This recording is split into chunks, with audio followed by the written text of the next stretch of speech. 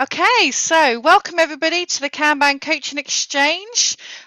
Fantastic to see so many of you again. Bangalore is our winning distance away from London so far, so congratulations to our friends over there. Tonight we've got a fantastic speaker, Pawel Brodzinski. He's joining us from Poland. I first met Pawel many, many years ago as part of the Kanban community at one of the Kanban leadership retreats. And what I love about Pawel is that he's just not your classic agile coach. Pawel is actually a CEO for a company called Lunar Logic over in Poland. And the thing that I value a lot about Pawel is he's kind of doing what we all talk about, creating that culture where people are truly empowered to make decisions. What I love about him is he says that he's kind of like the chief coffee maker or the bottle washer.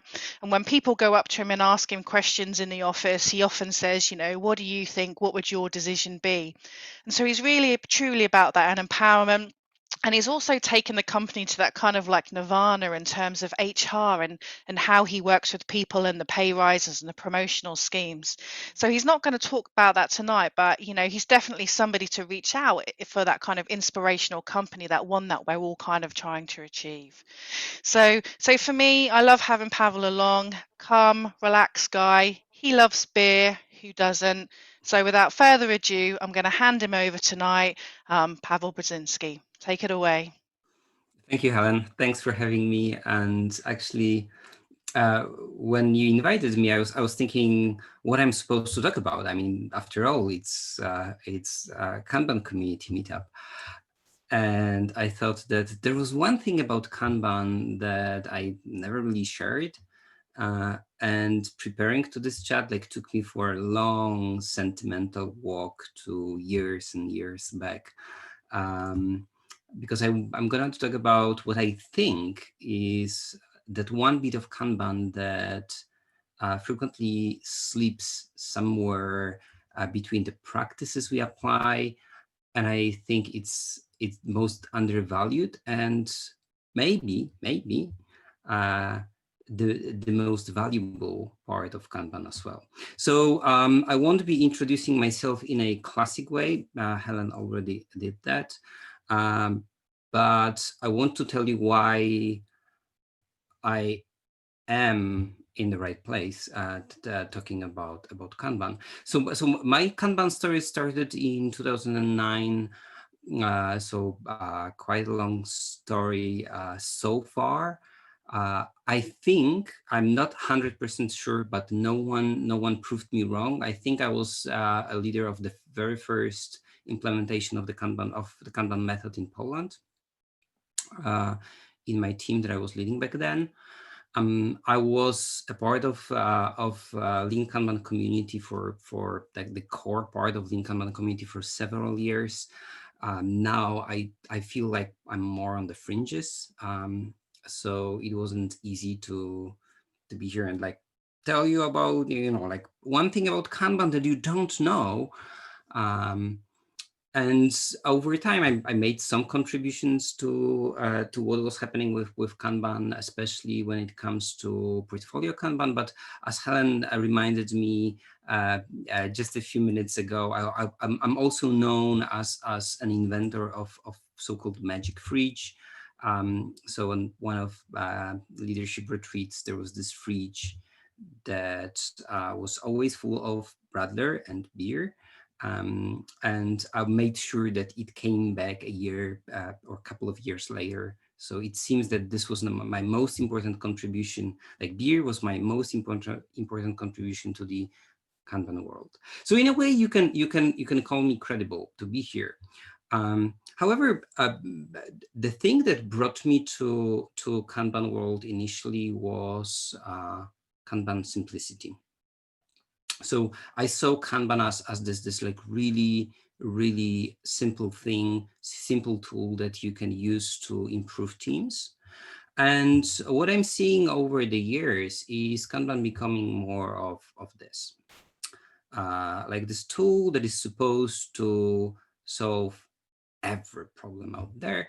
And this, I don't know, how about you, but that's not something that that I'm really looking for when it comes to um, tools that I'm using. I prefer simple things that may have one specific application, but is not aspiring to be one tool to solve all the problems. And this was exactly what kind of driven me to the fringes of Lean Kanban community. I'm not that actively involved anymore, because I don't see this kind of super fancy Swiss Army knife as which is what we are trying to do with Kanban method these days. With all the things that are happening. So I don't see this fancy Swiss Army knife as a useful tool. I mean, like, have you tried to actually use a knife out of that thing? It's extremely bulky. It's unuseful. So in a way, I should not be here because I got discouraged by how we formalized the Kanban method. I got to the fringes of the community, and I'm not an active trainer. I'm not teaching people how to do all of those things. I used to be an occasional trainer, but I even stopped doing that uh, uh, because of like pandemic and this kind of things at all. So I'm not credible. So I shouldn't be here. And Helen made a mistake by inviting me here. But you can actually choose whether I'm credible to share anything about Kanban or not for yourself. It's gonna be your choice. I'm not gonna tell you what is the right choice. So what I'm going to talk about today are the 4 epiphanies that I've had with Kanban. So this is kind of a spoiler because I'm already telling you that there are 4, and I'm gonna order them in a way that I encountered them. So in kind of historical order. And the first one, I already mentioned that, was how simple Kanban as a method was, and I may be mentioning things that may be somewhat artificial for you, but when I started working with Kanban, Kanban was this. Kanban was just 3 rules: visualize workflow, limit work in progress, measure lead time. That was all. That was all that would be in the package labeled Kanban. And there wasn't anything published about Kanban, like, at all. There wasn't what is typically called the blue book.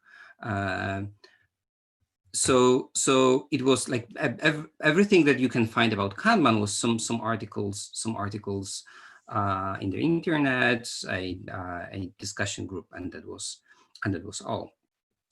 And I encountered Kanban, like those 3 rules, and I thought, like, hell, this is so simple and yet so powerful. I remember me thinking in 2009, I wish I knew that approach a couple years back in my previous teams, because it would be so useful to apply that. And I was like, from the very first, from my very first encounter with Kanban, I saw how simple it was and how applicable it was. And I like my back then, like, the benchmark for any agile method was pretty much obviously Scrum. And Scrum is, I perceive Scrum as pretty prescriptive method. And as comparison, those 3 rules, and I don't want to say Kanban as it is right now, but those 3 rules seemed much more flexible, much simpler, and in a way, much more applicable. But then I learned that there wasn't actually 3 rules, but 5. And, well, not only 5 rules, but also 3 principles. Oh, wait, actually not 5 rules, but 6 rules, 6 practices, and not 3 principles, but 4 principles.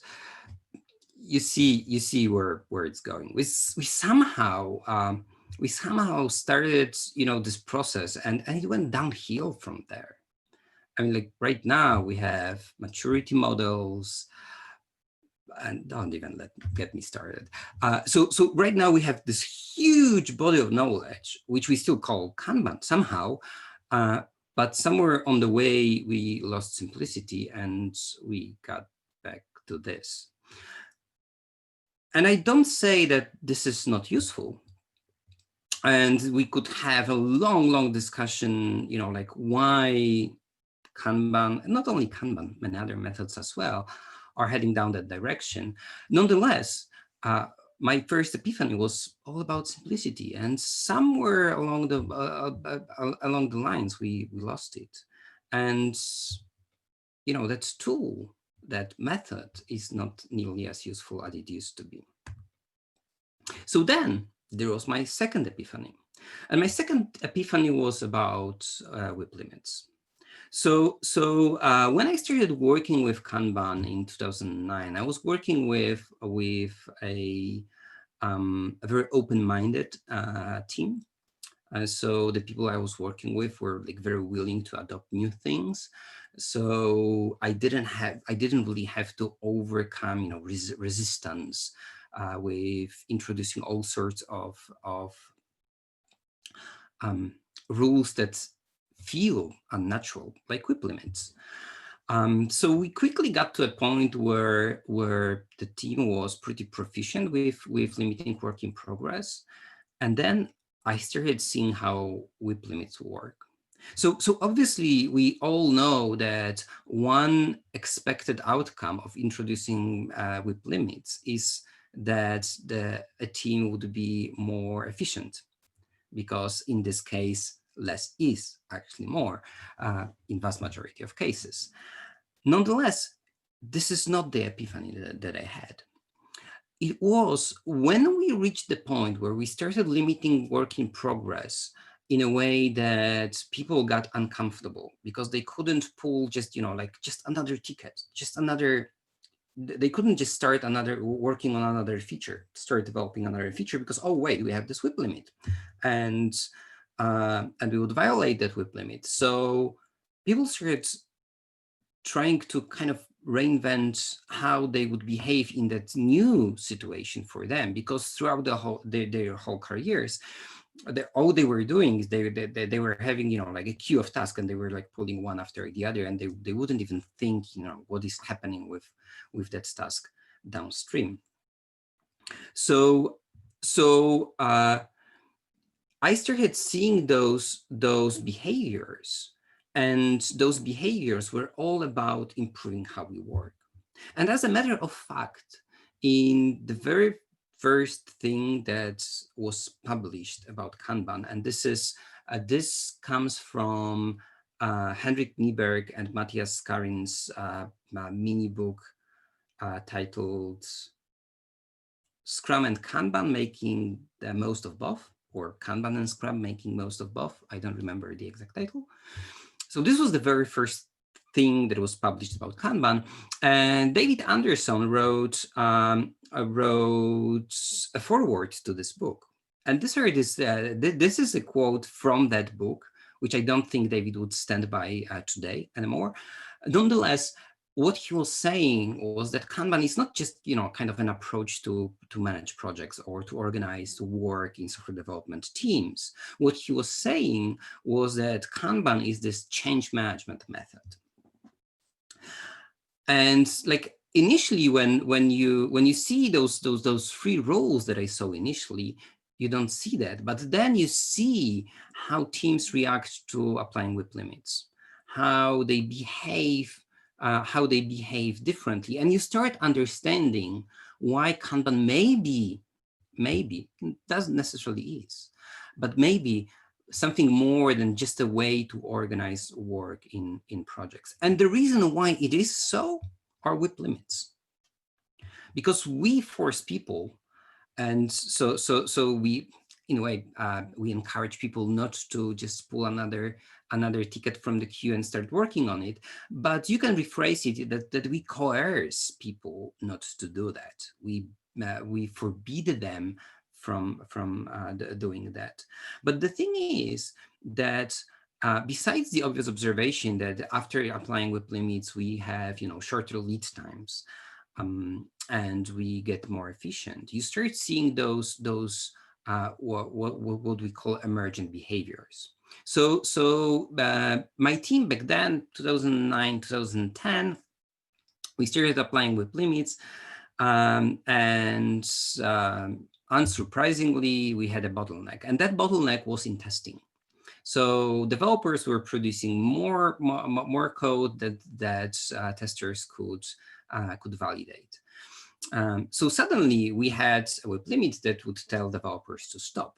And the most obvious thing to do would be, so you can go help testers to test, and you would unblock the bottleneck. But developers that I was working with back then were not unlike typical developers, and they didn't really like testing. So they started figuring out how they can rebalance the whole workflow, so that actually they can keep doing what they liked, which was coding, and at the same time, testing wouldn't be a blocker. So I started seeing behaviors such as swarming over the code to improve its quality. I started seeing a strong push toward continuous delivery, because like smaller batches tend to have shorter feedback loops and tend to have fewer problems, and so on and so forth. So we've had also smaller batches of work. Developers started making quality improvements in the whole code base. So one thing, they started asking testers, why is it taking so long to go through to validate those features? And testers would answer, because we have this complex flow of information, and it's not easy to test that, because like there was this kind of all sorts of APIs and technical interfaces, and testers had to somehow simulate the whole environment. So when developers had those empty cycles, when they were having slack time, they started building kind of the automated test suite to shorten the time that was needed to do the testing. So and it was only one team and one context. And what I learned out of that is how many of those emergent behaviors we can see when we actually introduce WIP limits and treat them seriously. So this was my second epiphany when it comes to Kanban. How Kanban is this method that allows us not only to be just a little bit more efficient, just a little bit more organized, but to continuously improve how we are working over time. But then came the third epiphany related with Kanban, and it was about visualization. So initially, like the way I learned visualization was, visualize workflow. So you should pull your whiteboard and draw your columns that would reflect the workflow that your team has. But then it was visualize work, and then it was just visualize. And at some point, it became, at least to me, visualize everything. Because the way I perceived visualization was that, like we switched from the old way of doing things. It was like having every team member would have a list of tasks assigned to them, like think of Jira, whatever. And that was all that we saw. And suddenly we had this nice tool that would show, like that everything that was happening in a team, everything that was happening in a project, who was working on what, which task was on which stage, what was blocked, where we have bottlenecks, and so on and so forth. So we had this kind of helicopter view of the whole project. So I was thinking, like we should visualize more and more and more things, only to learn at some point that it's not actually visualize everything, but more like visualize everything that matters. Because you can obviously visualize too many things, and if they do not matter, you're just wasting your time on like keeping the visualization up to date, and the information is not useful anyway. So the huge change that we have through visualization is that we switch from this narrow view that, like I have that list of tasks that are assigned to me, to somehow understanding what everyone else around is doing. But then this is kind of, like how we encounter visualization, but it wasn't the epiphany. The epiphany was how far we can take this kind of visualize everything approach. So obviously, like the first visualization that pretty much anyone who starts with Kanban starts with is visualization of the work that is happening in a team or in a project. So this kind of like task board that represents whatever is happening with all the work items within a group of people.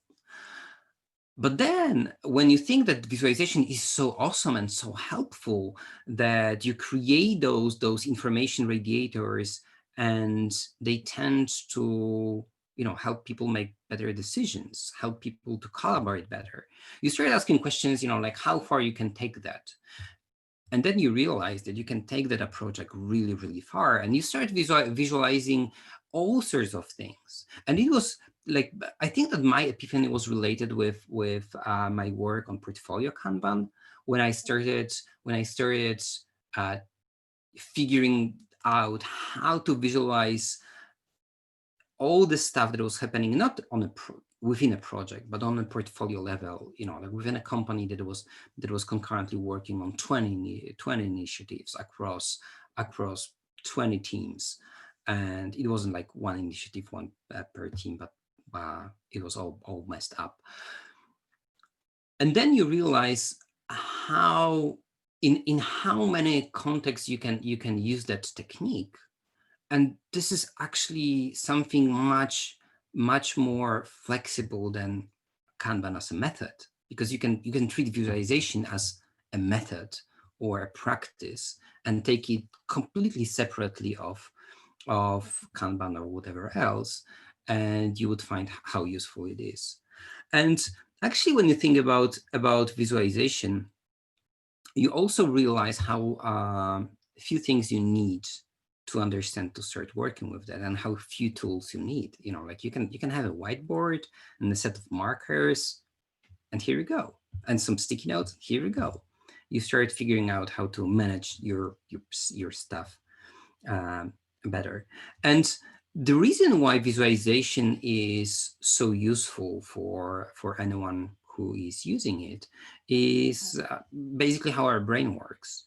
Is like, you cannot forget about Dan Kahneman's what you see is all there is principle. If you don't see something, it could be invisible. It could not exist at all for you, because if we don't see something, we wouldn't react to that. And visualization, all those visual radiators, like make those information available. And then when you think about visualization even deeper, you start understanding that this kind of standard board design that we used almost in any team is just one way of doing things, not the way of doing things. Because what we are doing is we are visualizing all sorts of dimensions, or I call them risk dimensions, And depending on the context, those risk dimensions that count would be different. So if you are thinking about, like the work that is happening within a team, obviously workflow of that team would be crucial. And this is why we've had, visualized workflow in the first place, as a Kanban practice. But when you start thinking about a different context, and this is the outcome of a workshop run on one of Kanban leadership retreats around visualization on a portfolio level, you realize that you have very different risk dimensions, the dimensions that are more important. For example, available capabilities, which you don't really care about when you talk about teams, because like when you are talking about work happening in a team, most likely the lineup of the team is stable and everyone is kind of busy all the time. So what I learned about visualization was that when you look at different boards, you think about different risk dimensions that are important in any given context. And I like on the screen right now, you have two different visualizations. One is a typical team level board. The other one is a portfolio level board that I was using for years. I'm still using this kind of a board for my projects. So what you see is on the left visualization, the two risk dimensions that went into the structure of the board are a workflow, because the horizontal axis of that visualization is used to describe workflow. We have backlog to do, development, testing, deployment, done. This is basically a description of backlog. And the other dimension of the structure, the horizontal axis, are basically queues of work. So you see a long queue in the backlog, you see a long queue in testing. So you instantly see queues of work. So you can tell that in this context, probably workflow and queues are the most important things. The third most important dimension here would be whatever got color coded. And in this case, it might have been different types of features. So we would be saying about different classes of service. And then you look at the right board, and on the horizontal axis you see actually time, because these are months. And on the vertical axis you see teams. And so what you actually see is like what teams are assigned to what work, and you also see like what are so the whole structure shows you how available capabilities are changing over time. And the color coding went into time sensitivity of projects in this case. So these are either projects without deadline, which are violet, or projects with deadline that are on time, which are yellow, or projects that are time sensitive but are over time, which is where they get red. And suddenly we have, we still use two dimensions of a physical world plus color coding. So we use those three things, but we use them for very different things.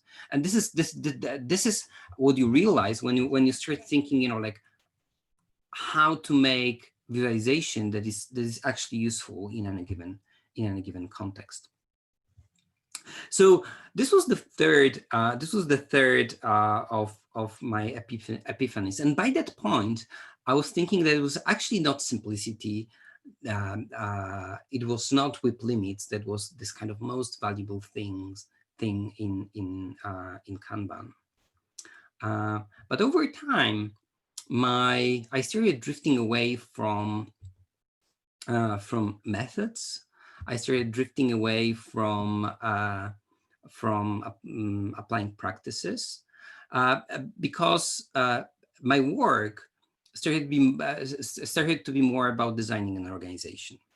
So at the risk of oversimplifying, I would say that when my focus was centered around teams, it it was how do we build and deliver this thing in an efficient manner. But when my focus started to be about organization, I started thinking about how to build an environment where people want to work and stay in the long run. So these are two very, very different questions, because the first one can actually be about methods and practices and how those teams work.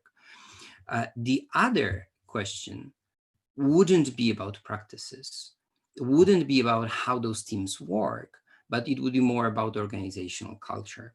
So I started drifting away from the practices, but yet still there was one thing that I got to learn from Kanban. And interestingly, it was neither about visualization uh, nor about whip limits, nor about simplicity, because there was one more.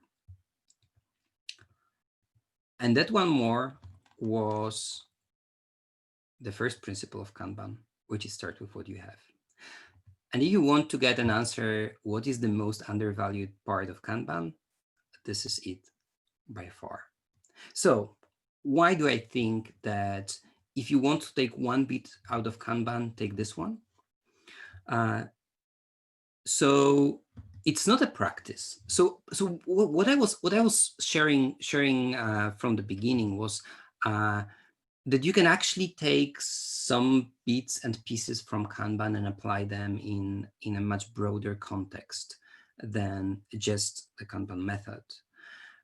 But still, like practices would be somehow limited to how we are using them to some contexts. So, for example, just to give you a flavor, you can take visualization from a team level to a portfolio level, and it is still fairly easy to use it as a practice. You have to figure out how differently you would visualize things on a portfolio level, but you can still be saying, oh, we are visualizing work on a portfolio level. Now think how you would do that with whip limits. On a team level, that's simple. We say we don't want to have more than 5 tickets in development. We don't want to have more than 4 tickets in testing. How do you do that with in an organization that concurrently runs 30 projects? And oh, by the way, the biggest project is 200 times bigger than the smallest one. You can't say that you don't want to have more than 32 projects because, like you finish one of those huge beasts and you can start a dozen of those tiny initiatives. So a simple number doesn't count. And suddenly you figure that, like translating the practice from one context to the other is not as straightforward as we would think. So these are the limitations of the practices. And the principle, it doesn't have that, because it's not about practice. It's about attitude. Start with what you have. It's not a practice that you have to adjust to any given context. It's just an attitude that you have when thinking about approaching things. So I used to be, in a way, this is kind of not a comfortable truth to share, but I used to be that proverbial guy with a hammer. Oh, here's a problem. Oh, I have a solution for that. Because your problem is a nail, isn't it? So I used to be that guy having all the solutions for all the problems. I admit that. But when you are talking about organizational design, when you're talking about organizational culture, I mean, those solutions do not work. And then because it's all about people, all about the dynamics between people, and then you start touching like really sensitive stuff, like how people think about their salaries, what kind of environment they want to work in, what values they share, this kind of things. And you realize that there are no practices that would tell you how to change that. And there are many changes that are not safe to fail.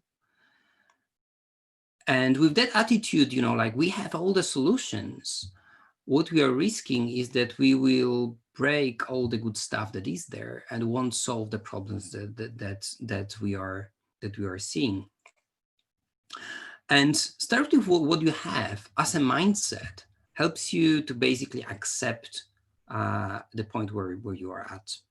So it helps you to say, okay, this thing may be shitty, but this is what it is. And we can, we can deny that that the reality looks like this, but it won't change reality. It would be just, fooling oneself. And we've started with what you have as a principle, as an attitude. You learn to basically accept what's the reality around you, and it helps you to change things successfully. And let me tell you a few stories. The first one is I was reminded about the first one in a recent chat. In one of my previous organizations, I was this senior manager who had some privileges. And one of the privileges I had was I was able to tell who would get a parking space. So like there was limited number of parking spots, and it was kind of a valued commodity, I would say. And suddenly I ended up in a situation when I was able to tell who would get one when one or two freed up. So historically, it was always a subjective call.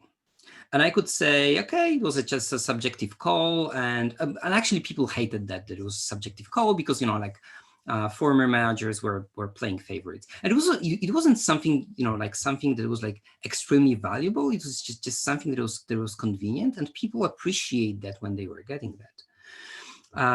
And I didn't like the fact that it was kind of a subjective call. And people really perceived that as kind of a judgmental call. So I didn't want to do that the old way. And yet I accepted the fact that there was some logic in what was happening in the past. I kind of thought that there was some sort of an implicit pattern in how those parking spots were assigned. So what I did, instead of like trying to figure out the better system to distribute those parking spaces, was I did some data crunching. So I basically took the data about who already got a parking spot. I got some data about how long people were working at that company, and some sort of position grades. It wasn't like, because like that company had 9 different positions for developers. So I wasn't trying to differentiate between 9 different position grades, but I kind of grouped that into big buckets. And using the data about seniority and positions as input, I was trying to figure out an algorithm that would produce the output of who got the parking spots. And eventually I got something that produced the results. So what I did was like, I told my team, you see, this is what I ended up with. So this is gonna be an algorithm that I would use from now on. So from now on, there won't be any judgmental calls, because you can actually check who is the next on the list. So I didn't change the whole way of assigning those parking spaces. I just addressed the problem of that system being perceived as very subjective and judgmental. And it was because I wanted to start with what I had. Another story would be about how Lunar changed over the years. When I joined Lunar, Lunar is pretty much a software development company.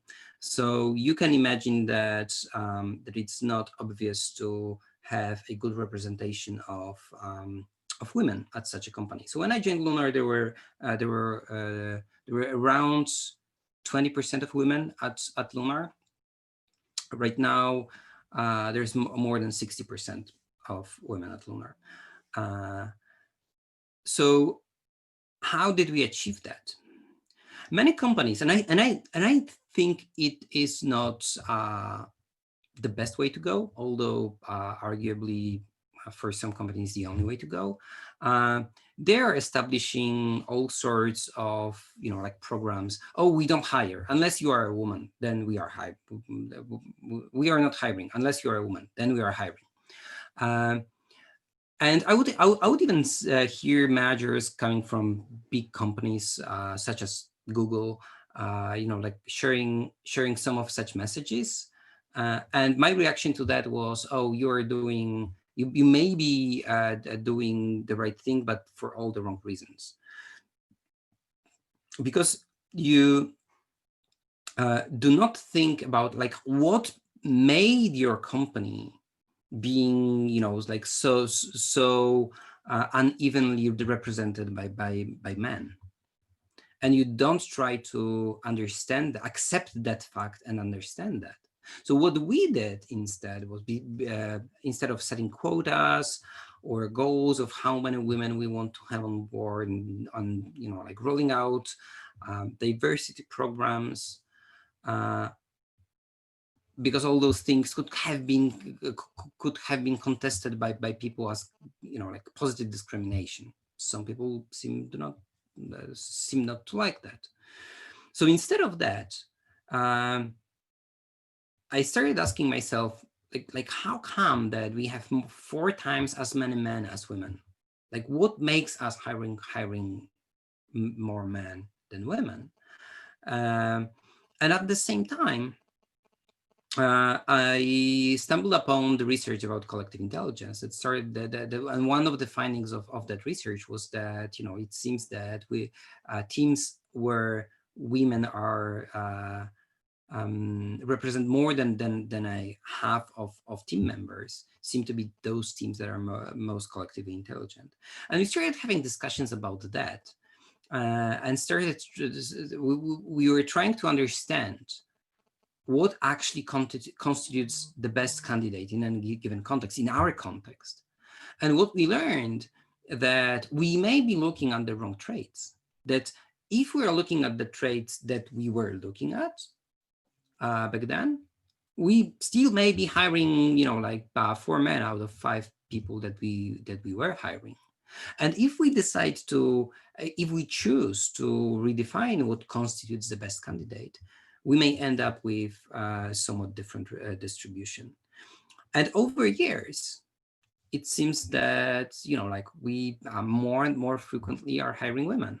At the last year's internship program, we had 90 applications, and 2/3 of those applications were coming from men.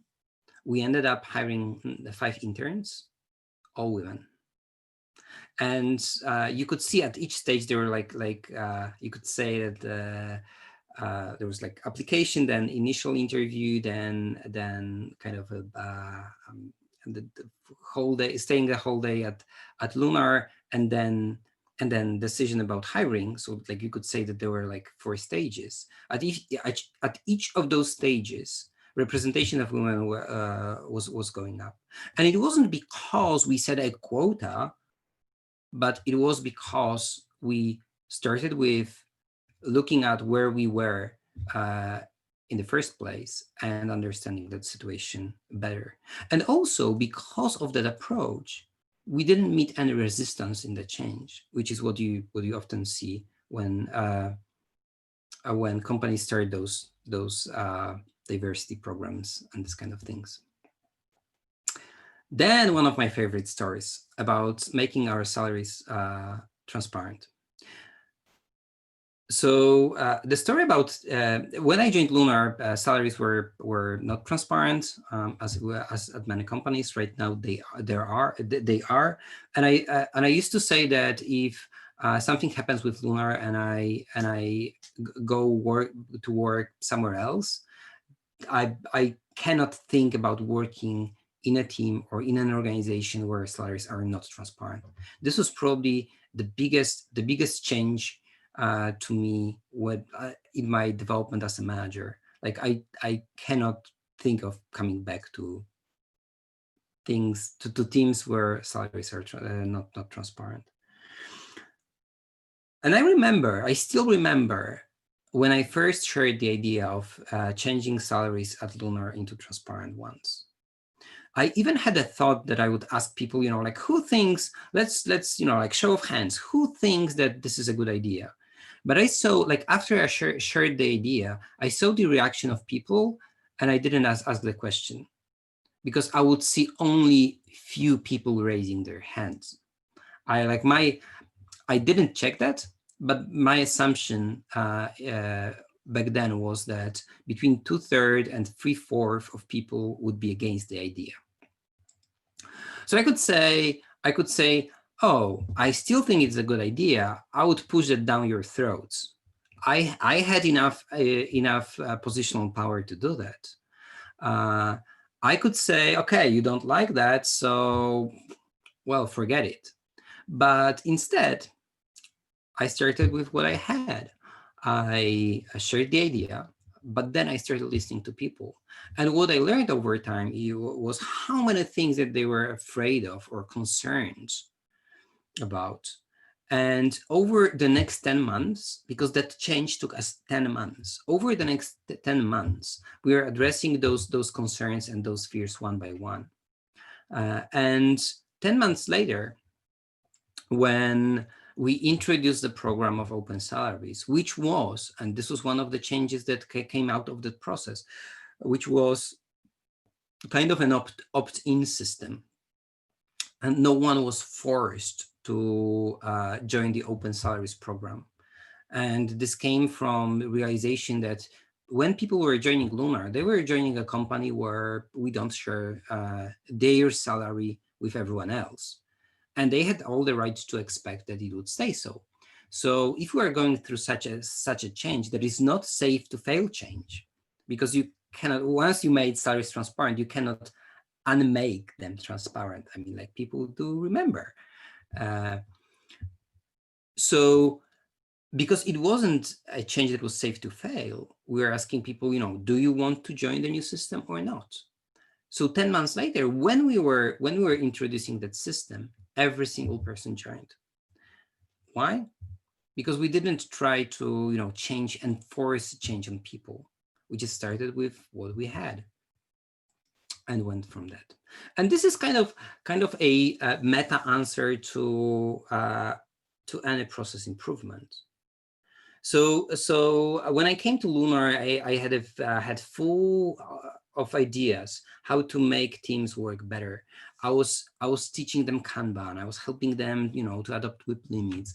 I was sharing all sorts of ideas about visualization. I proposed solutions. I mentored and I trained. Inevitably, all my efforts were reverted back, and people were getting back to what they knew better once I lost my focus and started focusing on another team. At some point, I stopped. I stopped trying to change teams. Instead of trying to, like force teams to, run a retrospective, because, a retrospective is such a good idea. We're learning how to work better. Instead of that, I was trying to understand, like why people were resisting this or that. And one reason may be that, a retrospective may be a socially awkward experience for some. And this is the reason why they are not contributing. And when you start looking, you start seeing all sorts of things, and you realize that you cannot really push solutions or practices or tools or techniques down people's throats. What you can do instead is you can wait for the right opportunity.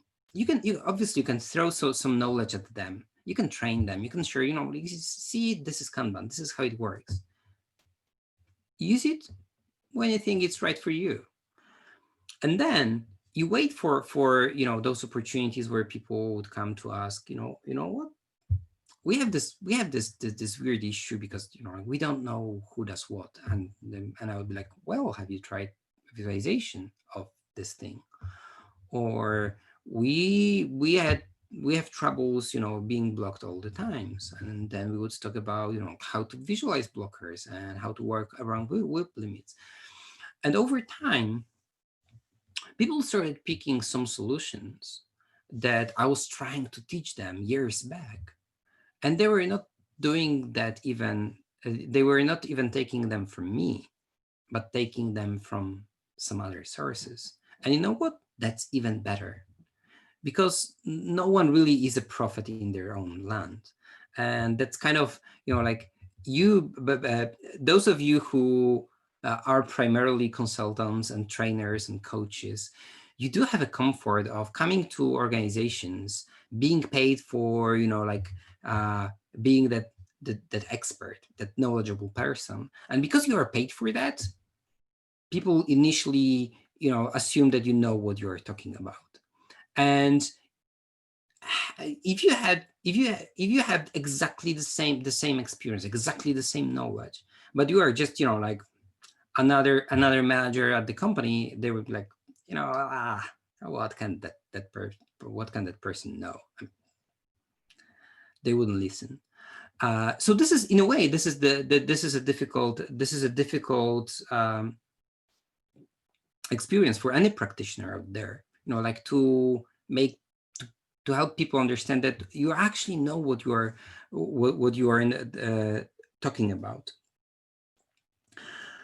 So sorry, something broken. So my lesson from all sorts of attempts to help people to work better was that like you actually can't. You just can be available and ready to help when they are open for that, but you cannot push those changes, because if you are doing that, you will only meet resistance. And this is exactly what Start With What You Have is telling you.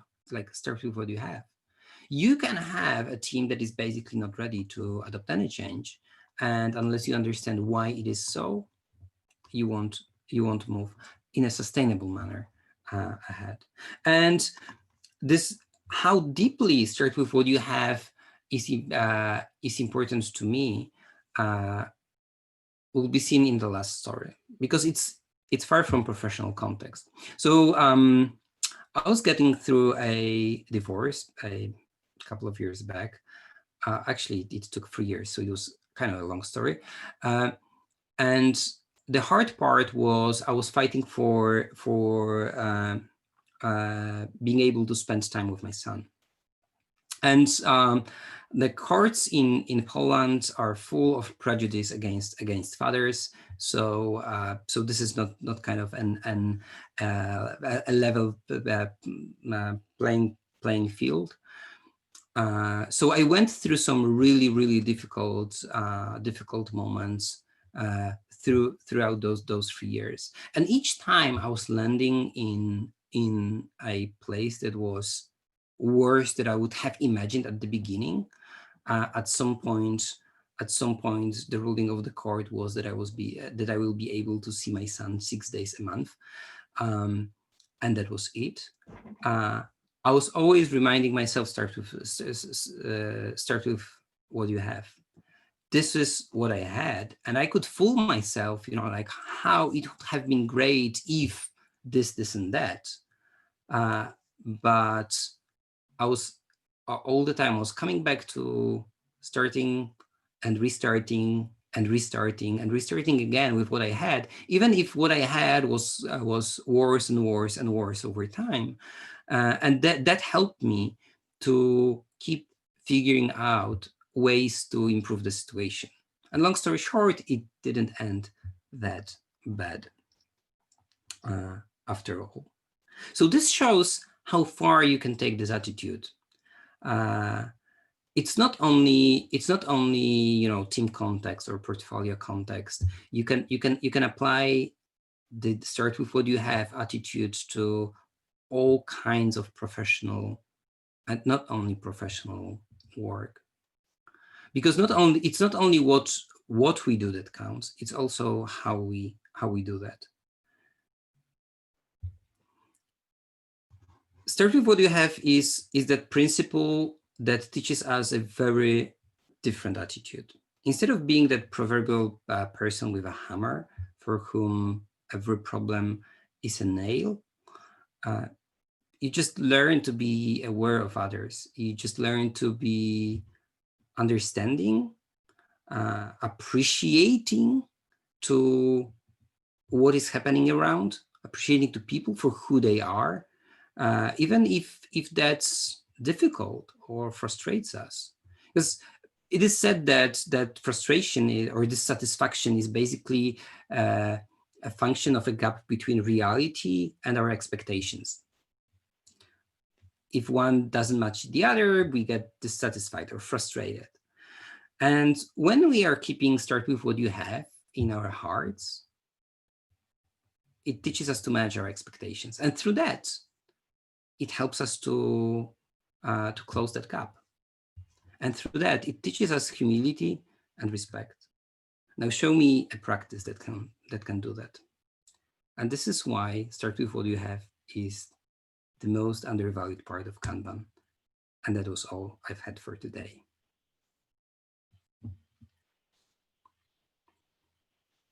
Brilliant. Let's give Pawel a round of applause. It's just never the same online, is it, Pawel? No, it is not. Brilliant. So thank you so much for that.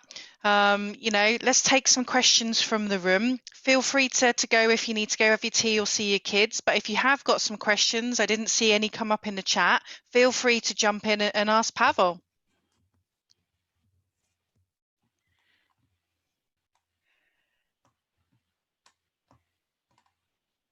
If not, well. What is the best way to begin a lean portfolio journey? Visualization. Try to visualize your portfolio. I would say, and I would say that actually that is kind of a meta answer to start journey with improving the way we work in any context. Just try to visualize what you are doing, and this is also entirely in line with start with what you have. Attempting on a day one to change how we work is not the wisest thing, and visualization helps us to understand what is happening in any given context. And actually, with portfolio visualization is a challenge by itself. So I would start with looking for a visualization that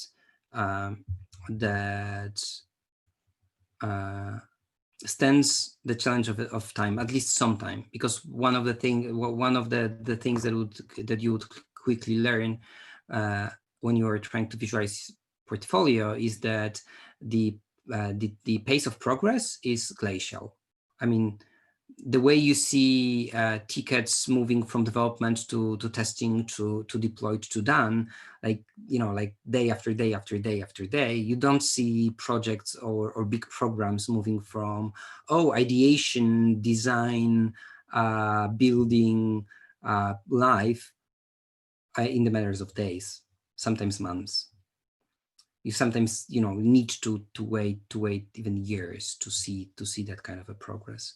So I would start with visualization. We've got one there from Bola. What's your take on the influx of certifications and attendance commercialization of them? Can we stop recording?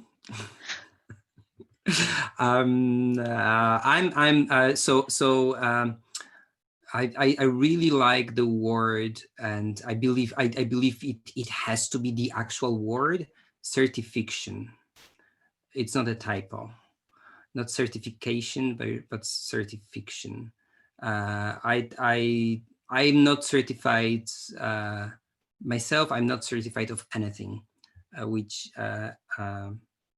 hopefully answers the question, because I don't see too much value in getting a participation trophy, and show me one that really validates knowledge, and then we can talk.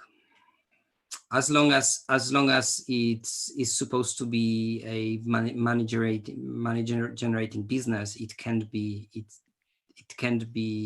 difficult to obtain, and if it's not difficult to obtain, it doesn't validate anything. Great answer there, Pavel. We've got another one here. What were the benefits of transparent salaries? Oh, do we have a spare hour? So the most is, I will try to answer that in several points. I will try to be brief, which will be difficult. The most surprising, and I think the most valuable thing, was how it boosted peer-to-peer feedback.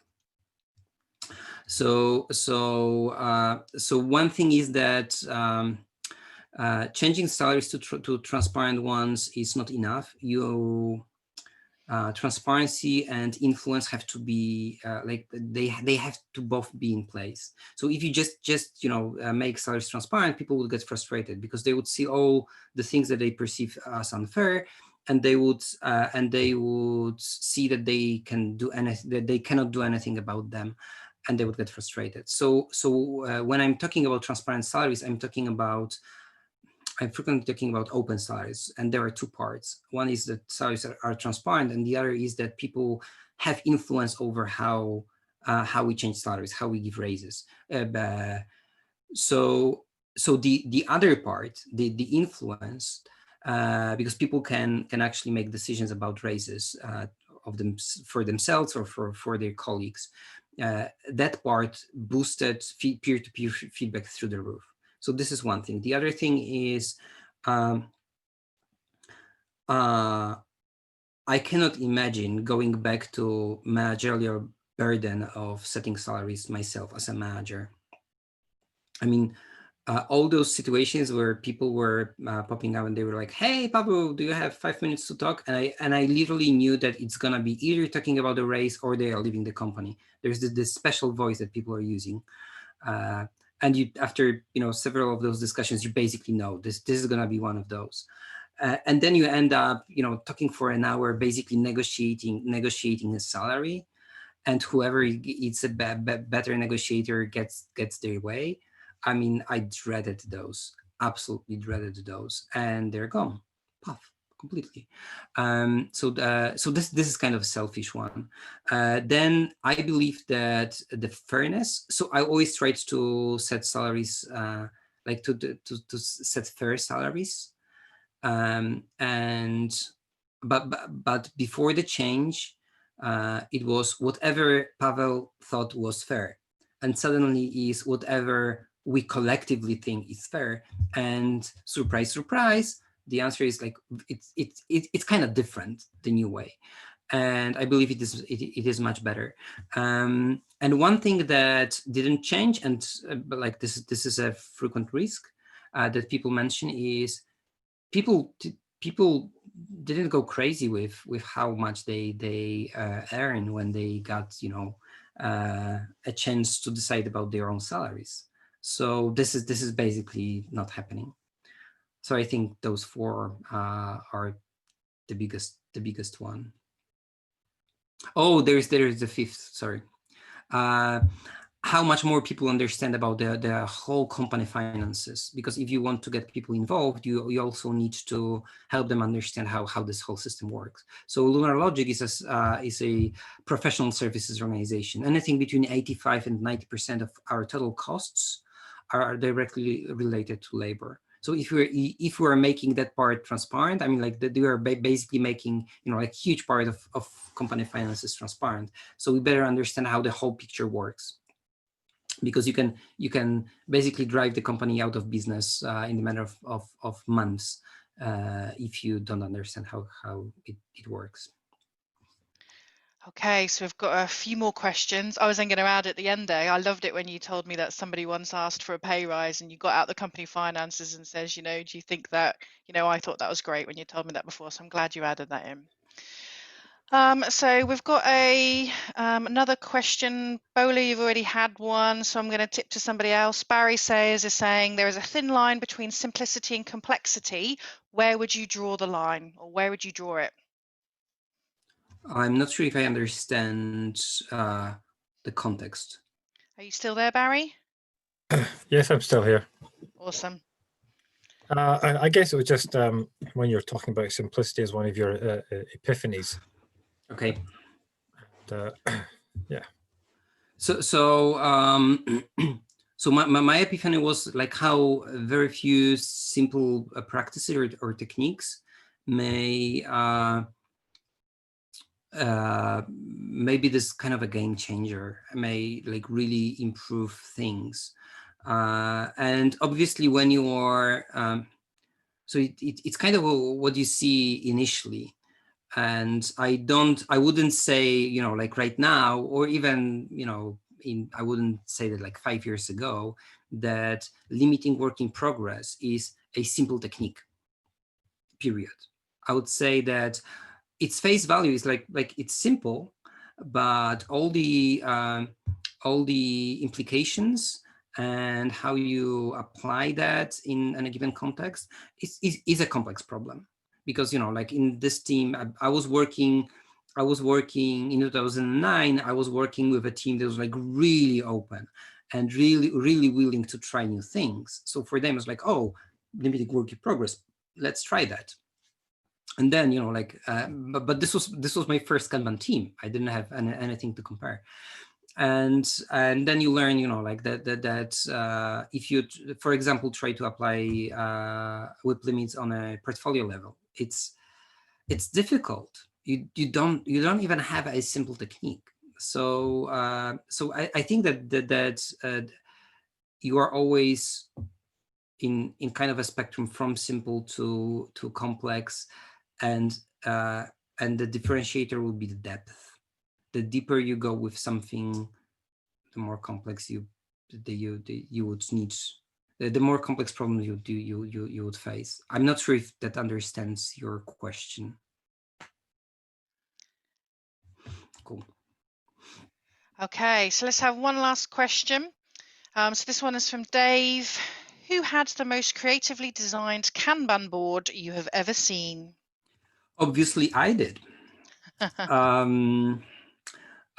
So the serious answer to that question is, I think at one of Kanban leadership retreats, there was a workshop